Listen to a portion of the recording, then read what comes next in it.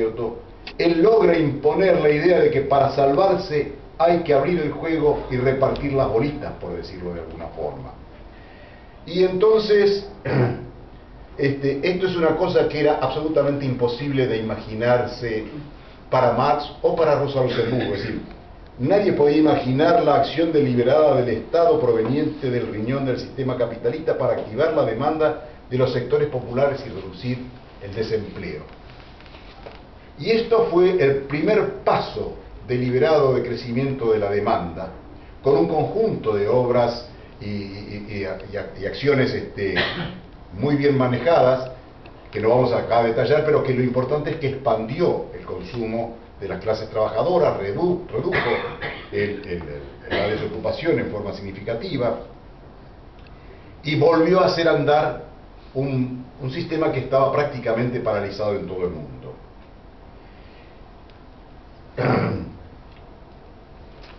Este crecimiento se daba en un contexto en que las clases trabajadoras, los obreros industriales, habían pasado a ser una parte muy importante de las poblaciones de los países desarrollados. Es decir, de haber sido países campesinos con 90% de población campesina, se hicieron países urbanos, y dentro de los países urbanos todas las otras clases se iban subsumiendo, y la mayoría de la población era población obrera, obrero industrial. Cuando estamos hablando de esto es obrero industrial. En Estados Unidos, en Europa, más del 40% de la población era obrero industrial. Entonces había que conseguir trabajo para ellos que ellos pudieran consumir. Esto fue, digamos, esto fue en el año 34, que comenzó el New Deal y comenzó a trabajar en forma, digamos, de ponchazos, con idas y vueltas. En el año 36, Keynes, el economista inglés, le da forma teórica y dice que la demanda efectiva se puede expandir en base a el gasto del Estado, y si el Estado como activador de las fallas del mercado, es decir, es un reconocimiento explícito de que el mercado falla, y cuando falla el mercado es el Estado el que tiene que salir en su defensa.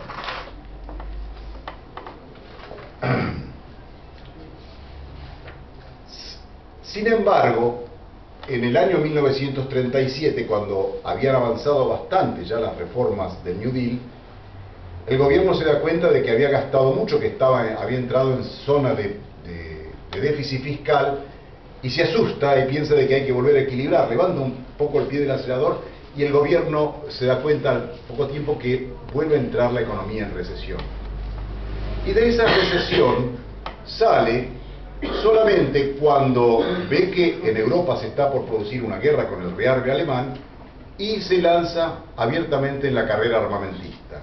Es así que en los años del 39 en adelante, Estados Unidos prácticamente baja la desocupación a cero o a casi nada,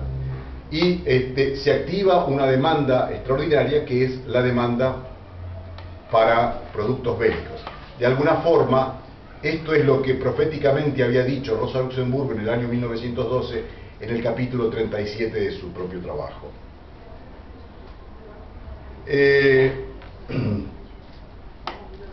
Aquí se produce un cambio importante. Se produce la segunda gran carnicería del siglo por las contradicciones interimperialistas. La Primera Guerra Mundial y la Segunda Guerra Mundial no son fenómenos meteorológicos o cosas de un loco que se le ocurrió. Es decir, son el resultado de contradicciones insalvables que se dirimieron, ¿no es cierto?, por otros medios, como diría Clausewitz. Y al dirimir este tipo de oposiciones intrínsecas, costó a la humanidad 100 millones de personas entre la Primera y la Segunda Guerra Mundial. No conozco carnicería más grande y que un sistema que lo haya producido en la salida indemne.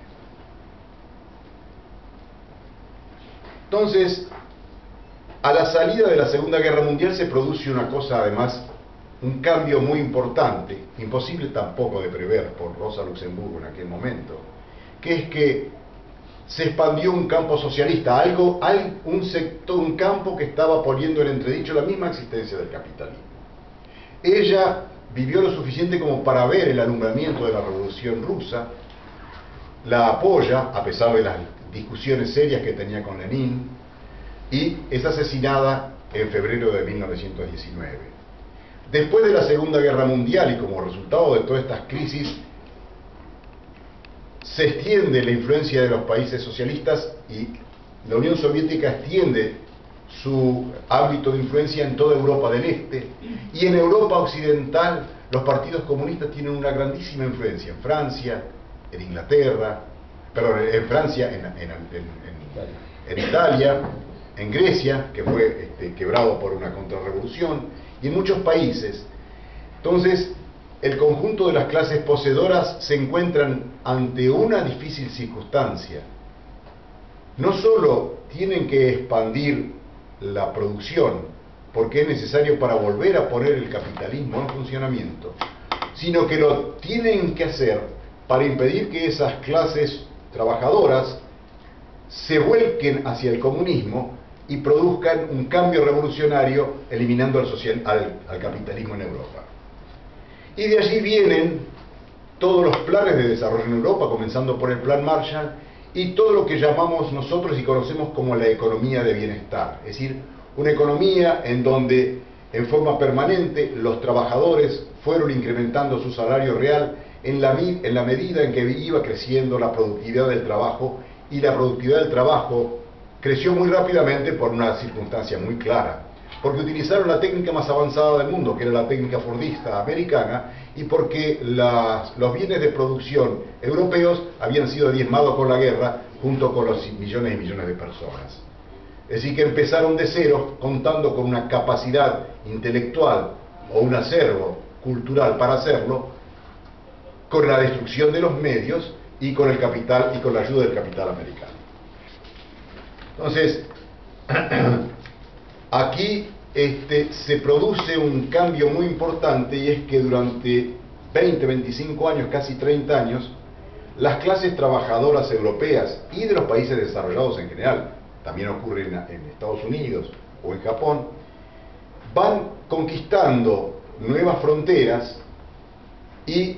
aumentando su salario real, e inclusive en el caso de Europa, es bastante claro que durante varios años las reivindicaciones de estos trabajadores, que políticamente podían ser socialistas o comunistas, superan año a año los incrementos de productividad, y el salario real, por lo tanto, va conquistándose a costa de una tasa de ganancia que empezó a descender. El conjunto de los capitalistas tenía la clara conciencia de que eso no podía seguir en forma permanente, porque sin ganancia no existe capitalismo. Y en algún momento de los años 70 perciben que el hecho de que las clases obreras europeas sean muy fuertes, muy reivindicativas y capaces de lograr aumentos de salario real y fuesen adheridas inclusive al Partido Comunista de sus propios países, no las hacía revolucionarias, porque a pesar del nombre de comunistas, eran tan reformistas como había sido Edward Bernstein a principios del siglo XX. Y cuando perciben de que la capacidad reivindicativa de la clase obrera europea no la iba a llevar hacia el socialismo, deciden dar el golpe de cambio, el cambio de timón, y pasar de un estado de bienestar y acuerdos entre las partes a una ofensiva del capital para recuperar la ganancia. Y para eso se produce, cuando en los últimos años del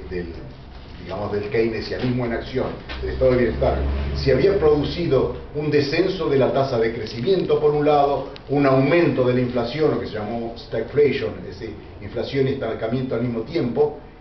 aprovecharon para decir: señores, las recetas del keynesianismo están mojadas, no sirven para nada más, no se puede avanzar, tenemos que cambiar, y ese cambio va a estar en una competencia más abierta, y vamos a abrir la competencia de capitales y vamos a abrir la competencia comercial. Y para ello empezaron a utilizar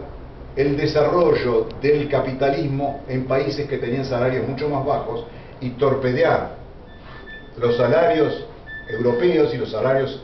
japoneses y los salarios americanos con las importaciones de bienes chinos o coreanos o de otros países, producidos a una fracción del valor de lo que se producía en Occidente. Y lo que no pudieron hacer con economías cerradas, lo lograron con economías abiertas. Y ese es el proceso que comienza en 1980 con Thatcher y Reagan, y que luego se expande hasta el momento actual, en donde no solamente se han plegado de buen grado todas las fracciones conservadoras de Europa, sino a la fuerza, y no tanto, también todas las fracciones socialdemócratas. Y hoy día la socialdemocracia no es otra cosa que el neoliberalismo vergonzante, mientras que los conservadores son los neoliberales triunfantes. Y uno dice, bueno, hubiera sido bueno que hubiese continuado ese equilibrio de esos 30 años gloriosos, que es una especie de Arcadia, la Arcadia que todos los europeos ahora lloran por volver, los griegos, los españoles y todos los demás, para volver a esa Arcadia de esos años que recuerdan como algo muy positivo. Pero esa Arcadia no puede volver porque no están las condiciones básicas para esa Arcadia.